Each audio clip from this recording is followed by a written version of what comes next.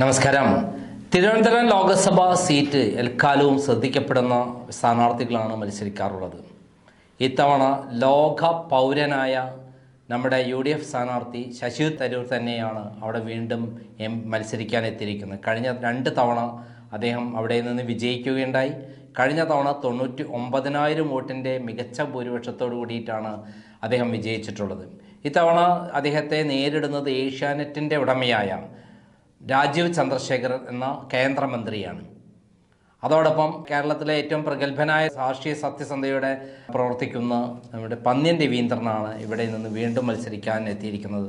CPIയുടെ സീറ്റാണ് LDFിൽ ഇവിടെ ഉള്ളത്. എക്കാലവും ഇവിടെ CPI ആണ് മത്സരിക്കുന്നത്. പന്ന്യൻ രവീന്ദ്രൻ മുമ്പ് ഇവിടെ നിന്ന് മത്സരിച്ച് വിജയിച്ചിട്ടുള്ള സ്ഥാനാർത്ഥിയാണ്. ആദ്യമായിട്ടാണ് രാജീവ് ചന്ദ്രശേഖരൻ കേരളത്തിലെത്തുന്നത്. അദ്ദേഹം കർണാടകയിലെ രാജ്യസഭാ മെമ്പറാണ്. 2 മാസം കഴിയുമ്പോഴേക്ക് അദ്ദേഹത്തിൻ്റെ കാലാവധി പൂർത്തിയാകും. ഈ സന്ദർഭത്തിലാണ് അദ്ദേഹം ഇപ്പോൾ ഇലക്ഷന് തിരുവനന്തപുരത്ത് എത്തുന്നത്. എന്തായാലും 3 പ്രഗത്ഭരായ സ്ഥാനാർത്ഥികൾ കൊണ്ട് സമ്പൽ സമൃദ്ധമായിട്ടുള്ള ഒരു മത്സരമാണ് തിരുവനന്തപുരത്ത് നടക്കുന്നത്. ഈ സന്ദർഭത്തിൽ നമ്മൾ കഴിഞ്ഞ തവണ അവർക്ക് കിട്ടിയ വോട്ട് എത്ര, എങ്ങനെയാണ് ഇത്തവണത്തെ സ്ഥിതികൾ എന്ന് വിലയിരുത്തുന്നത് നന്നായിരിക്കും. കഴിഞ്ഞ തവണ ലോക്സഭാ ഇലക്ഷനിൽ കിട്ടിയിരിക്കുന്നത് മൊത്തം 99,000 വോട്ടിൻ്റെ ഭൂരിപക്ഷമാണ് ശശി തരൂരിന് കിട്ടിയിട്ടുള്ളത്. 4,16,131 വോട്ടാണ് ശശി തരൂരിന് കിട്ടിയിട്ടുള്ളത്. കുമ്മനം രാജശേഖരന് 3,16,142 വോട്ടാണ്. സി ദിവാകരന് കിട്ടിയിട്ടുള്ളത് 2,58,556. അതായത് സി ദിവാകരൻ ശശി തരൂരും തമ്മിലുള്ള വ്യത്യാസം ഏകദേശം 1,50,000 വോട്ടിൻ്റെ വ്യത്യാസമാണ് ഉണ്ടായിട്ടുള്ളത്.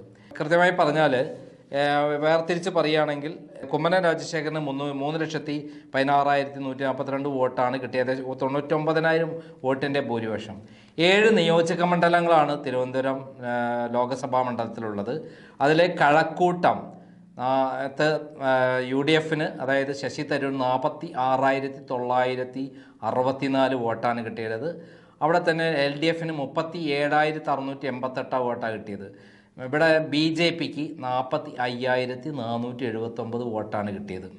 വട്ടിയൂർക്കാവിൽ 53,545 വോട്ടാണ് ശശി തരൂരിന് കിട്ടിയതെങ്കിൽ 29,414 വളരെ പിന്നിലായിരുന്നു CPM ഇടതുപക്ഷ മുന്നണി. 50,709 വോട്ട് BJPക്ക് കിട്ടുകയുണ്ടായി കുമ്മനം രാജശേഖരന്. ട്രിവാൻഡ്രം നിയോജക മണ്ഡലത്തിൽ 57,077 വോട്ടാണ് ശശി തരൂരിന് കിട്ടിയതെങ്കിൽ 27,530 പകുതി വോട്ട് മാത്രമാണ് കഴിഞ്ഞ തവണ സി ദിവാകരന് കിട്ടിയത്, CPIയുടെ സ്ഥാനാർത്ഥി. അതായത് 2019 ലോക്സഭാ മണ്ഡലത്തിൽ കിട്ടിയ വോട്ടിങ്ങിൻ്റെ പാറ്റേൺ ആണ് പറയുന്നത്. 42,877 വോട്ടാണ് BJPക്ക് കിട്ടിയത്. നേമത്തെ കടക്കുമ്പോൾ 46,472 വോട്ട് UDF, അതായത് ശശിധരന് കിട്ടിയപ്പം 33,921 വോട്ടാണ് സി ദിവാറിന് കിട്ടിയത്. 58,513 വോട്ട്, അതായത് അവിടെ BJPക്ക് ഭൂരിപക്ഷമായിരുന്നു. ഒറ്റ സ്ഥലത്ത് മാത്രമാണ് BJPക്ക് ഭൂരിപക്ഷം കിട്ടിയത് കഴിഞ്ഞ തവണ കുമ്മനം രാജശേഖരന്. അത് നേമത്താണ്. പാറശാലയിൽ 69,944 വോട്ടാണ് പാറശാലയിൽ കിട്ടിയത്. അവിടെ CPMന് കിട്ടിയത്, അതായത് UDFന് 69,944 ആണെങ്കിൽ പാറശാലയിൽ 47,942 വോട്ടേ LDFന് കിട്ടിയിട്ടുള്ളൂ. 42,887 വോട്ടാണ് കുമ്മനം രാജശേഖരന് കഴിഞ്ഞ വർഷം കിട്ടിയത്. കോവളത്താണ് ഏറ്റവും കൂടുതൽ വോട്ട് UDF പിടിച്ചത്, 73,221 വോട്ട്. ഈ 42,050 വോട്ട് മാത്രമേ LDFന് കിട്ടിയുള്ളൂ. 41,092 വോട്ടാണ് BJP. അവിടെ 3-ാം സ്ഥാനത്താണ് BJP. നെയ്യാറ്റിൻകരയിൽ 66,834 വോട്ടാണ് UDF പിടിച്ചതെങ്കിൽ 37,925 വോട്ട് മാത്രമാണ് LDF പിടിച്ചത്. 32,368 വോട്ടാണ് BJP പിടിച്ചത്. അതായത് അങ്ങനെയാണ് സ്ഥിതി. എന്നാൽ ഇത് 2019 ലോക്സഭാ ഇലക്ഷൻ്റെ സ്ഥിതി ഇതാണെങ്കിൽ അതിനുശേഷം നടന്ന നിയമസഭാ ഇലക്ഷനിൽ എൻ്റയർലി ഡിഫറൻ്റ് ആയിരുന്നു ഇലക്ഷൻ്റെ പാറ്റേൺ വന്നത്. നമുക്ക് അങ്ങനെ നോക്കുമ്പോൾ നമുക്ക് കൃത്യമായി പറയുകയാണെങ്കിൽ ട്രിവാൻഡ്രത്ത് 34,371 വോട്ടാണ് നമ്മുടെ ഈ കഴിഞ്ഞ നിയമസഭാ ഇലക്ഷൻ 2021 നിയമസഭാ ഇലക്ഷനിൽ BJP കിട്ടിയത്. അവിടെ UDF 40,804 വോട്ട്, അതായത് ശരിക്കും പറയുകയാണെങ്കിൽ 57,000 വോട്ട് കിട്ടിയിരുന്ന UDF ലോക്സഭാ ഇലക്ഷനിൽ കിട്ടിയിരുന്ന UDF 40,000 വോട്ടായി ചുരുങ്ങി. അവിടെ 47,950 വോട്ടായിട്ട് വർദ്ധിച്ചു. ആന്റണി രാജുവാണ് അവിടെ വിജയിച്ചത് 2021 നിയമസഭാ ഇലക്ഷനിൽ. അതായത് ലോക്സഭാ ഇലക്ഷനിൽ ഡിഫറൻ്റ് ആയിട്ട് 47,950 വോട്ട് നേടിയിട്ട് അവിടെ വിജയിക്കുകയുണ്ടായി നമ്മുടെ ആന്റണി രാജു. അദ്ദേഹം മന്ത്രിയായി പിന്നീട് 2.5 വർഷം. ഇപ്പം ഗണേശനാണ് മന്ത്രിയായിട്ടുള്ളത്. കഴക്കൂട്ടത്താകട്ടെ അവിടെ BJP, അതായത് നമ്മുടെ ശോഭാ സുരേന്ദ്രനായിരുന്നു സ്ഥാനാർത്ഥിയായി നിന്നത്. 39,504 വോട്ട് കിട്ടി. UDF 32,198 വോട്ടാണ് കിട്ടിയത്. കൂടാതെ 62,176 വോട്ട് LDF, അതായത് LDF 62,176 വോട്ട് പിടിച്ചെടുക്കേണ്ട LDF. കഴക്കൂട്ടത്ത് വൻ ഭൂരിപക്ഷമാണ് അവിടെ പിടിച്ചെടുത്തിരിക്കുന്നത്. അവിടെ വിജയിച്ചത് നമ്മുടെ കടകംപള്ളി സുരേന്ദ്രനാണ്. നേമത്ത് 50,856 വോട്ട് BJP ആയിട്ട് ചുരുങ്ങി. അതായത് 58,000 വോട്ടായിരുന്നു നിയമസഭാ ഇലക്ഷനിൽ കിട്ടിയിരുന്നത്, BJP കിട്ടിയിരുന്നത്. അവിടെ 8,000 വോട്ട് കുറഞ്ഞു. എന്നാൽ അതിന് മുമ്പത്തെ ഇലക്ഷനിൽ 13,000 വോട്ട് മാത്രം കിട്ടിയിരുന്ന വട്ടിയൂർക്കാവിൽ നിയമസഭാ ഇലക്ഷനിൽ കിട്ടിയിരുന്ന നേമത്ത് 35,532 വോട്ടായി K മുരളീധരൻ വർദ്ധിപ്പിച്ചെങ്കിലും UDF ലോക്സഭാ ഇലക്ഷനിൽ കിട്ടിയ വോട്ട് നേടിയെടുക്കാൻ കഴിഞ്ഞില്ല. അവിടെ 46,472 വോട്ടാണ് ലോക്സഭാ ഇലക്ഷൻ്റെ. അതേപോലെ 58,000 വോട്ടുണ്ടായിരുന്ന ലോക്സഭാ ഇലക്ഷൻ്റെ വോട്ട് BJP ചുരുങ്ങും ചെയ്തു. എന്നാൽ ഇവിടുന്ന് ഭയങ്കര വ്യത്യാസം വന്ന് 33,921 വോട്ടാണ് ലോക്സഭാ ഇലക്ഷനിൽ നേമത്ത് CPM കിട്ടിയിരുന്നത്, അതായത് CPI സ്ഥാനാർത്ഥി കിട്ടിയിരുന്നത്. എന്നാൽ നിയമസഭാ ഇലക്ഷൻ വന്നപ്പം അത് 54,452 വോട്ടാക്കി ഉയർത്താൻ പറ്റി അവർക്ക്. ഏകദേശം 20,000 വോട്ടിൻ്റെ കൂടെ 20,000 മേലുള്ള വോട്ടാണ് അവർ കൂടിയത്. അവിടെ ശിവൻകുട്ടി വിജയിച്ചെടുത്തത്. അവിടെ BJPയുടെ വോട്ടെല്ലാം നമ്മുടെ മുരളീധരൻ തട്ടിക്കൊണ്ടുപോയപ്പം സ്വാഭാവികമായിട്ടും അതിൻ്റെ നേട്ടം കിട്ടിയത് ശിവൻകുട്ടിക്കാണ്.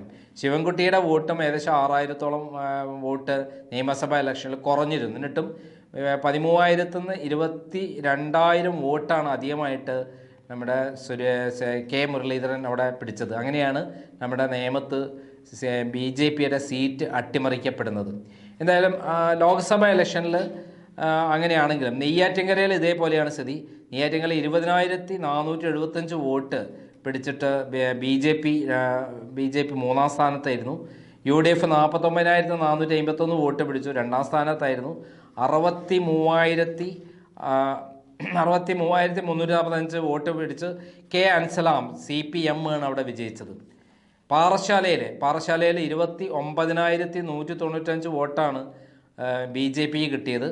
69,000 വോട്ട് കിട്ടിയിരുന്ന UDF-നാകട്ടെ ലോക്സഭാ ഇലക്ഷനിൽ 69,944 വോട്ട് കിട്ടിയിരുന്ന UDF-നാകട്ടെ 51,273 വോട്ടായി ചുരുങ്ങി. പാറശാലയിൽ 47,942 വോട്ട് ലോക്സഭാ ഇലക്ഷനിൽ വോട്ടുണ്ടായിരുന്ന CPM-ന് 76,302 വോട്ട് നേടി അവിടെ CPM വിജയിക്കാനായി. CK ഹരീന്ദ്രനാണ് അവിടെ വിജയിച്ചത്. ഇതേപോലെ തന്നെ വട്ടിയൂർക്കാവിലെ വൻ വിജയം തന്നെയായിരുന്നു LDF-ൻ്റെത്. അവിടെ ലോക്സഭാ ഇലക്ഷൻ സമയത്ത് LDF-ന് കിട്ടിയ വോട്ട് വട്ടിയൂർക്കാവിൽ 29,414 എന്നാൽ അത് വട്ടിയൂർക്കാവിൽ 59,193 വോട്ടാക്കി ഉയർത്താൻ അവർക്ക് കഴിഞ്ഞു. അവിടെ അഡ്വക്കേറ്റ് VK പ്രശാന്ത് പറയുന്ന മുൻ മേയറാണ് വിജയിച്ചത്. അവിടെ UDF-ന് 34,292 ആയി ചുരുങ്ങി. അവിടെ മുരളീധരനായിരുന്നു മുമ്പ് MLA ആയിരുന്നു മത്സരിച്ച് ജയിച്ചിരുന്ന സ്ഥലം. അവിടെ വട്ടിയൂർക്കാവ് തന്നെ BJP വോട്ട് 38,558 വോട്ടായി ചുരുങ്ങി. ഇതേപോലെയാണ് കോവളത്ത് വിജയിച്ചുള്ളത് UDF ആണ്. 72,772 വോട്ടാണ് കിട്ടിയത്. LDF-നാകട്ടെ 61,582 വോട്ടാണ് കിട്ടിയത്. ഈ വിധത്തിൽ ഈ നിയമസഭാ ഇലക്ഷൻ 4,25,000 വോട്ട് LDFന് കിട്ടിയപ്പം, അതായത് നിയമസഭാ ഇലക്ഷനിൽ അവർക്ക് കിട്ടിയത് മൊത്തം എന്ന് പറയുന്നത് 2,58,556 ആണെങ്കിൽ ലോക്സഭാ ഇലക്ഷനിൽ 4,25,000 വോട്ടായിട്ട് അവർക്ക് വർദ്ധിപ്പിക്കാൻ പറ്റി. 1,67,000 വോട്ടാണ് അവർക്ക് വർദ്ധിച്ചത്. 1,67,000 വോട്ടാണ് നിയമസഭാ ഇലക്ഷനും ലോക്സഭാ ഇലക്ഷനും തമ്മിലുള്ള വ്യത്യാസം. ഇതേപോലെ തന്നെ UDFന് 4,16,131 വോട്ട് കിട്ടിയതായിരുന്നു ലോക്സഭാ ഇലക്ഷനെങ്കിൽ ശശി തരൂരിന് കിട്ടിയതെങ്കിൽ, മൊത്തം നിയമസഭാ ഇലക്ഷൻ 2021 കിട്ടിയത് UDFന് 3,16,222 വോട്ടാണ്. ഇതേപോലെ തന്നെ BJPക്ക് അവിടെ മൊത്തം 3,16,142 വോട്ടാണ് ലോക്സഭാ ഇലക്ഷന് കിട്ടിയെങ്കിൽ BJPക്ക് 2,31,226 വോട്ടായിട്ട് ചുരുങ്ങുകയാണ് ചെയ്തത്. ഏകദേശം 80,000 വോട്ടിൻ്റെ അടുത്ത് താഴേക്ക് ഇറങ്ങിപ്പോയി. അതായത് കൃത്യമായി പറഞ്ഞാൽ നിയമസഭാ ഇലക്ഷനിൽ CPM ഇടതുപക്ഷ മുന്നണി സ്ഥാനാർത്ഥികൾക്ക് 1,08,778 വോട്ടാണ് ഭൂരിപക്ഷമുള്ളത്. അതായത് ലോക്സഭാ ഇലക്ഷനിൽ 99,000 വോട്ടിൻ്റെ ഭൂരിപക്ഷം ശശി തരൂരിനുണ്ടായിരുന്നെങ്കിൽ, പിന്നീട് നിയമസഭാ ഇലക്ഷനിൽ 1,08,000 മേലെ വോട്ടിൻ്റെ ഭൂരിപക്ഷം നിയമസഭയിൽ LDFനുണ്ട്. ഈ കണക്ക് വളരെ പ്രധാനപ്പെട്ടതാണ്. പക്ഷേ ലോക്സഭയും നിയമസഭയും തമ്മിലുള്ള വ്യത്യാസമാണ് ഇവിടെ കാണിക്കുന്നത്. തിരുവനന്തപുരത്ത് ശശി തരൂർ നിൽക്കുമ്പോൾ ഓട്ടോമാറ്റിക് വ്യക്തി പ്രഭാവം കൊണ്ട് തന്നെ അദ്ദേഹത്തിന് വോട്ട് കിട്ടുന്നു. അതോടൊപ്പം തന്നെ ലോക്സഭയിലേക്ക് പോകുമ്പോൾ ന്യൂനപക്ഷങ്ങൾ കംപ്ലീറ്റ് ഏകീകരിച്ച് UDFന് വോട്ട് ചെയ്യുന്നു. കാരണം അവിടെ നിന്ന് CPI ജയിച്ചു പോയാൽ, ഡൽഹി പോയാൽ എന്താ കാര്യം, കോൺഗ്രസ് ജയിച്ചു പോയാൽ മാത്രമേ കാര്യമുള്ളൂ BJPക്ക് ഏറ്റുമുട്ടാൻ എന്നുള്ള വികാരമാണ് തിരുവനന്തപുരത്തുള്ളത് എന്ന് പ്രതിഫലിക്കുന്നതാണ് തിരുവനന്തപുരത്തെ ഇലക്ഷൻ പാറ്റേൺ. അതുകൊണ്ട് തന്നെ ഇത്തവണ വളരെ വിശേഷമാണ്. ഇത്തവണയും നമ്മുടെ ശശി തരൂർ ആണ് മത്സരിക്കുന്നത്. അതേപോലെ പ്രഗത്ഭനായ BJP സ്ഥാനാർത്ഥി മന്ത്രിയുമാണ് ഇപ്പോൾ മത്സരിക്കുന്നത്, അഡ്വക്കേറ്റ് രാജീവ് ചന്ദ്രശേഖരൻ. മറുഭാഗത്ത് CPIയുടെ ശക്തനായ പന്ന്യൻ രവീന്ദ്രനും സംശുദ്ധ രാഷ്ട്രീയത്തിന് വ്യക്തവുമായ പന്ന്യൻ രവീന്ദ്രനാണ് മത്സരിക്കുന്നത്. ആര് വിജയിക്കില്ല എന്ന് നമുക്ക് കണ്ടു തന്നെ അറിയണം. എന്നിരുന്നാലും ശശി തരൂരിനാണ് മുൻതൂക്കമെന്ന് ഇന്ത്യ ടുഡേ സർവേകളെല്ലാം പ്രതിഫലിക്കുന്നു. ഇതുവരെയുള്ള എല്ലാ സർവേകളിലും അതേപോലെ രഹസ്യ റിപ്പോർട്ടുകളിലെല്ലാം തന്നെ മുൻപന്തിയിൽ നിൽക്കുന്നത് ശശി തരൂർ തന്നെയാണ്. എന്തായാലും ഇപ്പോഴത്തെ നിയമസഭാ ഇലക്ഷനിലെ 1,08,000 ഭൂരിപക്ഷമാണ് ശശി തരൂർ കവർ ചെയ്ത് ഭൂരിപക്ഷം ഉണ്ടാക്കേണ്ടത് എന്നുകൂടി നമ്മൾ പ്രത്യേകം ശ്രദ്ധിക്കേണ്ടതുണ്ട്.